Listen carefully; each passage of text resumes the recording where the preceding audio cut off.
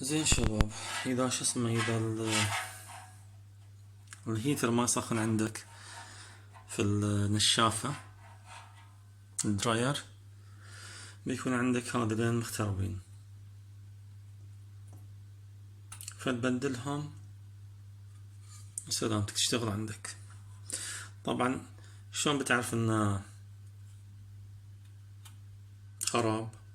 بتجيب شو اسمه المالتي ميتر، بتحطه على الدايود صفارة، توصل بين ذي وذي، بتشوف ما بيعطي صوت، توصل بين ذي وذي ما بيعطي صوت، او انه بيعطي بوحدة الثاني ما بيعطي فيها.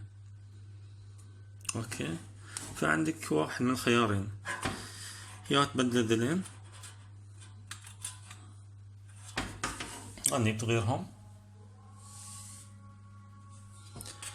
اوكي، او انه تبدل قطعة كاملة ذي بالهيتر بالواير مالها. طبعا شلون بتعرف انه اشتغل ولا ما اشتغل؟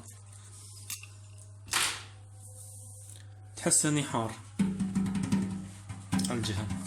اوكي، انا بيطلع هوا، بدي يطلع هوا حار من تحت.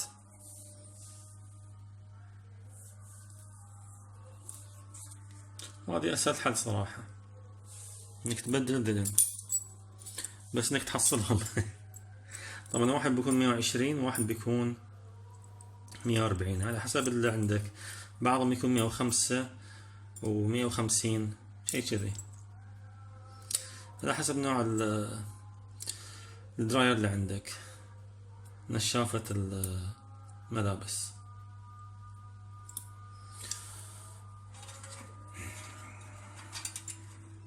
سلامتكم شباب.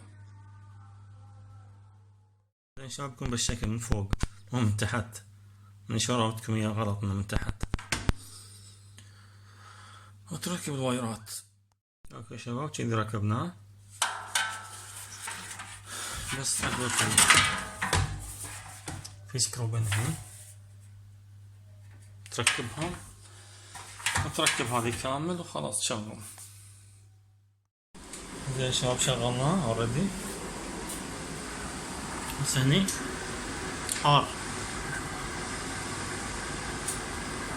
ما شغل.